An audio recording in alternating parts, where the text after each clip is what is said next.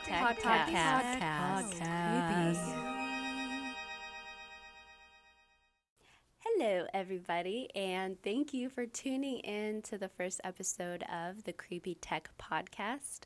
My name is Lydia Champole, and I'm very excited to have you here with me. This week, we're going to cover 23andMe, which is a genetic testing service.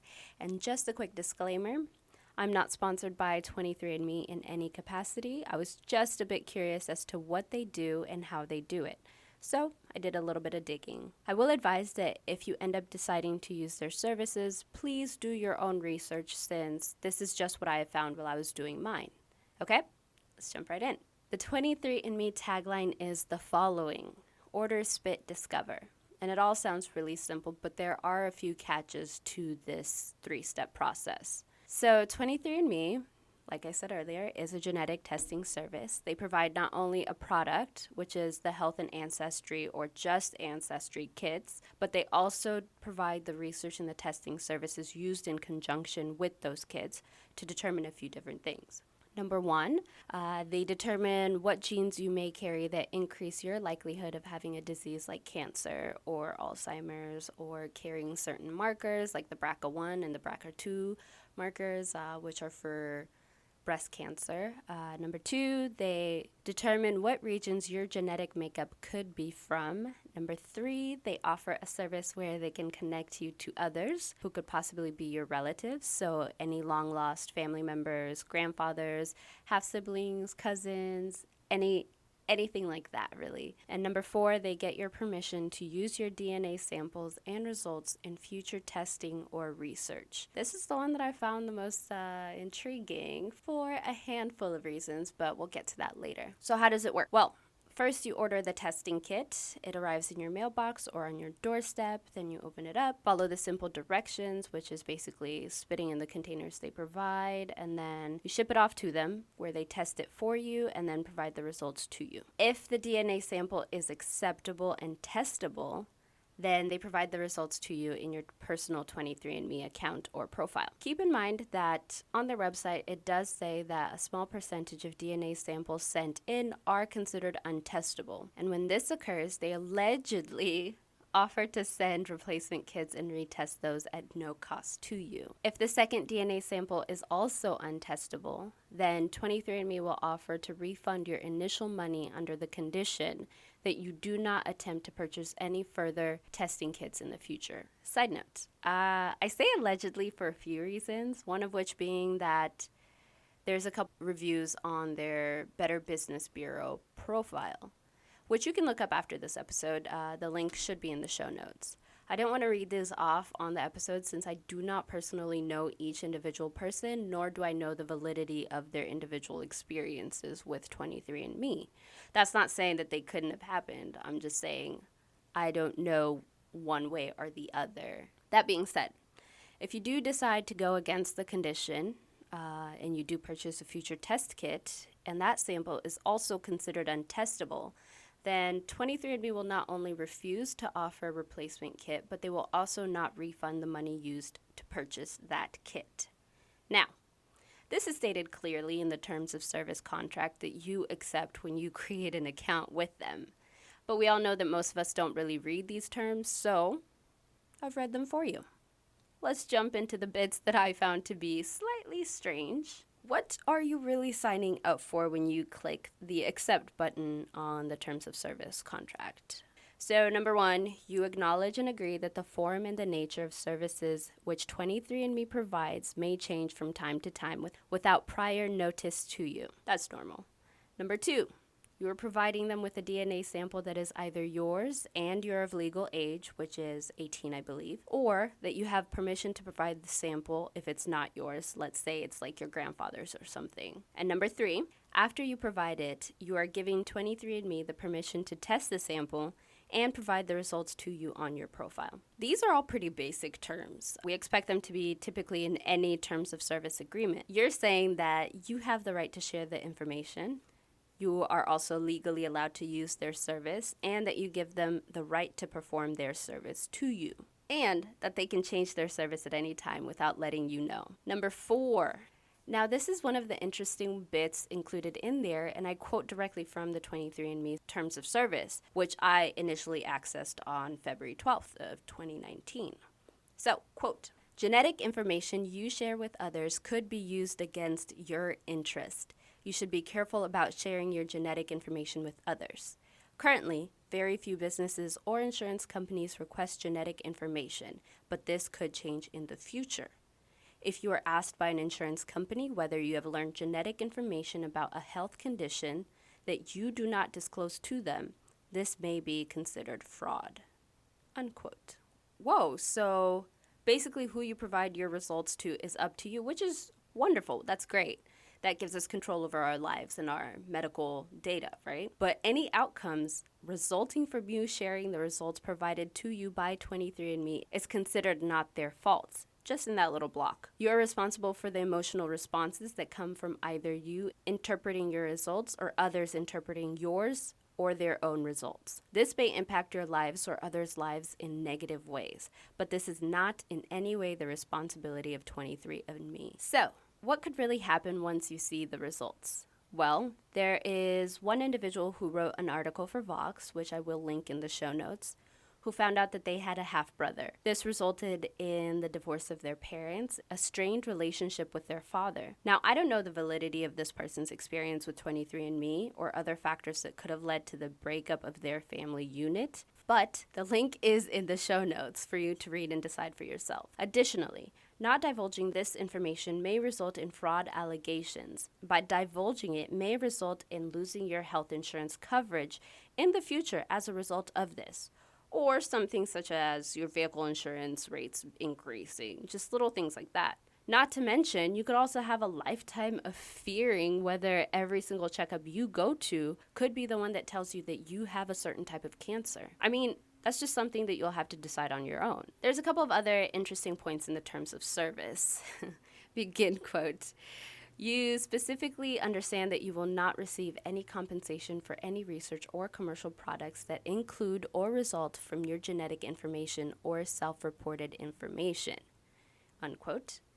This is basically meaning that no matter how impactful your DNA sample is to the medical industry, which could be something like the discovery of a genome that contributes to fight against some disease, like let's say the story of Henrietta Lacks, you will not have any rights to get compensation or recognition for your contribution to the advancement of medicine or technology. This is an interesting note, but something we should all be wary for a few reasons. One being that you will most likely never be able to file a claim if this were to happen, but the other being we have to start asking ourselves who is compensated in these cases. Granted, we know that people like co-founders of 23andMe, which does have ties to Google founders, these people are definitely profiting off your information, but who else? Well, this following quote accessed on February 12th, 2019 may help you form a better picture of who truly benefits in these cases.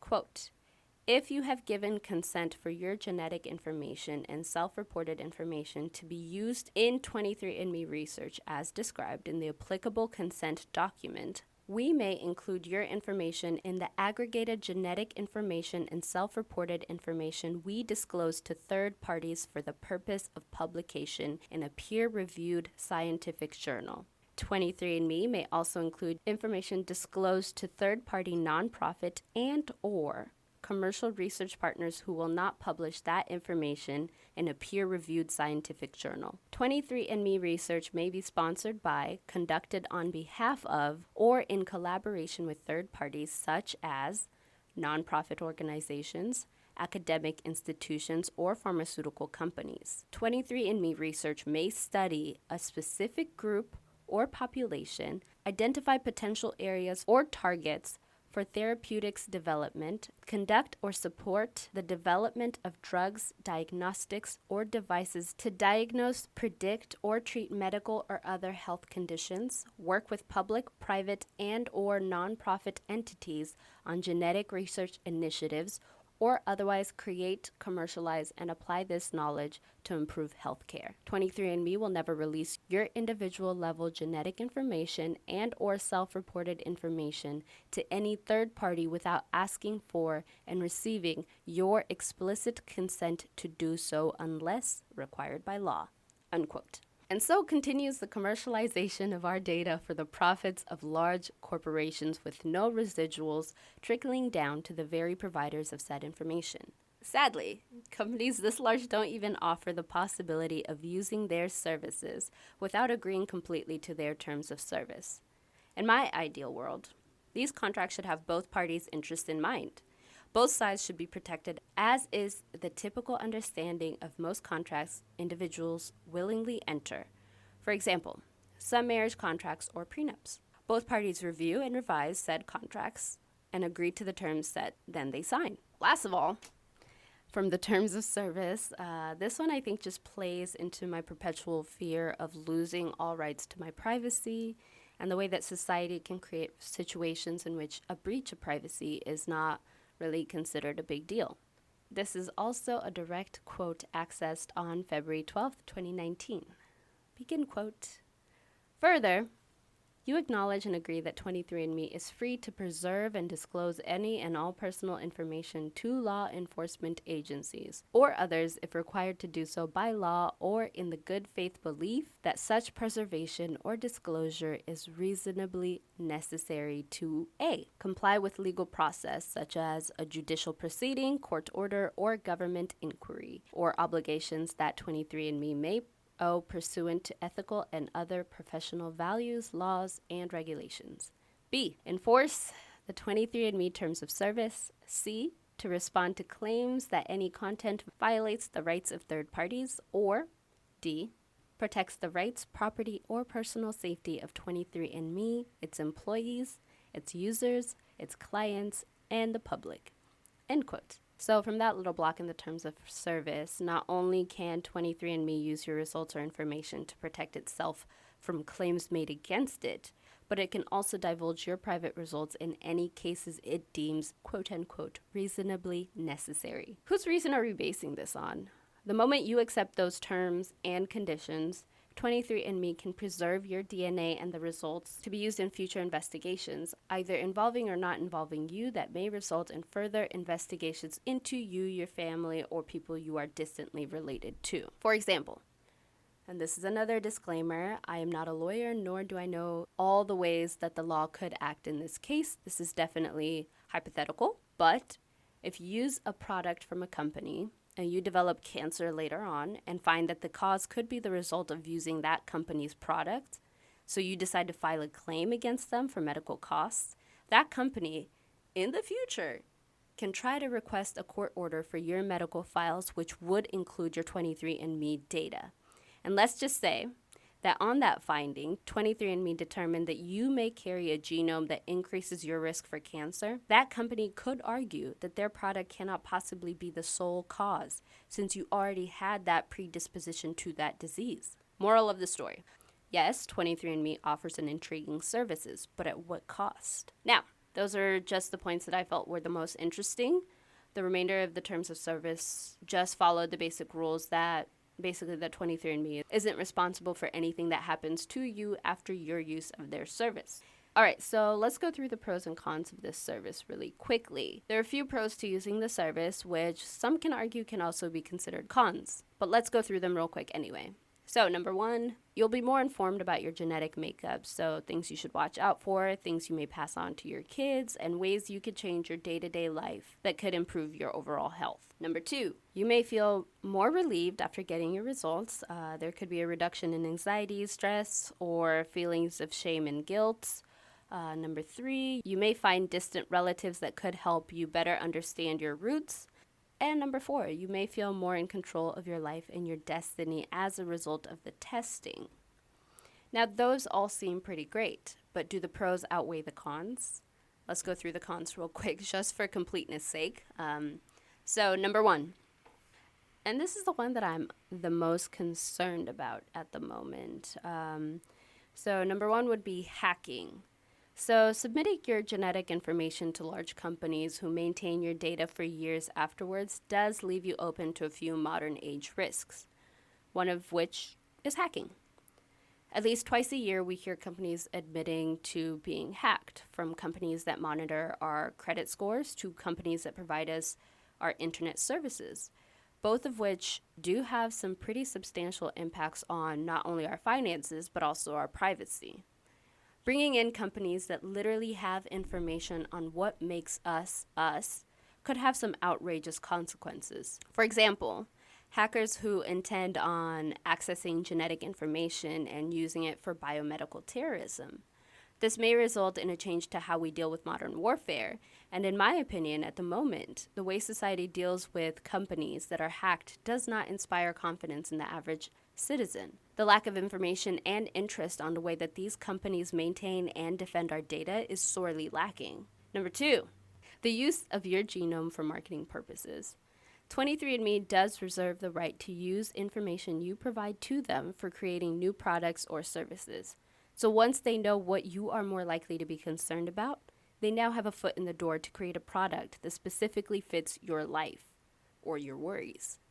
This may result in an increase in revenue for 23andMe, with no residuals trickling down to the very consumer that provided them the data to create these new services or products. So, are we now selling our actual selves to these companies? And what is the long-term impacts of this shift in consumerism and sense of self? And at what point do we begin establishing clear guidelines for what these companies can do with our data? I know there's a lot of people who've brought up these questions, and I haven't heard any answers that actually make me feel a little bit more secure in using these services. And number 3, the last one that I thought was pretty interesting would be the use of your genetic testing results to identify individuals suspected of criminal actions. There is already a few cases where the DNA of relatives has been used to track and capture suspected individuals in open cases. In the long run, I see this becoming a commonly used method by law enforcement. And per the 23andMe terms of service, if a request is filed by law enforcement for your data, they will notify you, but they're also legally obligated to release that information to them. How do these 3 points change the way that we behave and the actions we take out in the world? There's a few negative changes that can occur once an individual is made aware of their genetic testing results, and I'll just list them off for you. Number 1, emotional distress that leads to an increase in depressive episodes, a change in your overall outlook on life, and your daily routines. Number 2, a breakdown of the nuclear family unit as a result of finding out that your parents may not be your parents, or that you have relatives that neither you or your siblings were aware of. And number 3, emotional and health deterioration caused by the information that you do have an increased risk of developing a disease at some point in your life. For example, breast cancer with the BRCA1 and BRCA2 markers, or Alzheimer's. An almost nocebo effect can occur, and a nocebo effect is basically the opposite of a placebo effect. Number 4, the additional stress of making lifestyle or health changes, such as getting a full mastectomy or stopping your intake of certain foods, increasing your workouts. There's a lot of these little things that you change in your day-to-day life that could cause your body to release certain hormones in response to the stress. Especially since 23andMe or genetic testing as a whole is not an exact science, these changes could wind up not truly changing your level of risk in the long run. An individual may also decide not to get a second opinion and makes permanent decisions, and then finds out later that they were never really at risk to begin with. The genetic testing service that is provided by a lot of these companies is not exact. There have been cases where they have had false positives or false negatives. That's the responsibility of the consumer. It's not the responsibility of the company itself. In a world where advancements in testing procedures and protocols are occurring at a daily rate, it's hard to truly know not only what you are at risk for, but also when you will reach the tipping point where changes will no longer help in any way. What we do know is that stress does negatively affect your body. So once you get through those 4 points, there's a lot of things that you have to think about before jumping into getting your genetics tested. How will you react once you find out that maybe your brother isn't really your brother, or your father really isn't your father. These are little things that could pop up along the way and cause you additional stress that does actually have health consequences. So you have to be aware of those little things before you do decide to do this. And they do state that to you in the terms of service. They do tell you that it's your responsibility and that you should seek help via a therapist or a psychiatrist or those kinds of mediums if you do end up having emotional distress as a result of finding out your results. All right, I'm sure digging a little bit more, we could find more negative impacts or effects of having so much information at our fingertips. These are just a few things that you should keep in mind before diving into a genetic testing service, whether through 23andMe or a handful of the other testing services available to you out there. That being said, there's one last tip that I have for you, and this is something that you may not already know, but when you go into your healthcare practitioner, like your regular doctor, and you do want to get your genetics tested in some way, just make sure that you actually know where your doctors are sending your DNA. Because they could be using 23andMe or MyHeritage or all of those other companies that are out there offering this service, which means your data could end up in their data servers or their databases without you knowing. Make sure you ask your doctor which labs specifically that they use, how your genetic information is being safeguarded afterwards, or if they dispose of your data after a certain amount of time, just if they're going to put your data into research purposes, those kinds of things. Make sure you know where your data is going. And that's the one thing that I want you to take away from this podcast is just know how your data is being safeguarded and where it's going, all of those kinds of things, all right? That's all I have for you this week. I truly hope that this was exactly what you needed, and I hope that you will join me next Tuesday to cover another engine. Also, if you like this episode or want to suggest something for us to cover on one of our episodes, make sure that you head over to the iTunes podcasting app to leave a quick review and subscribe. You can also just DM us if you want us to cover something specific or if you have any questions, and we'll toss that in at the end of whatever episode we're on and answer that for you. All right? See you next Tuesday.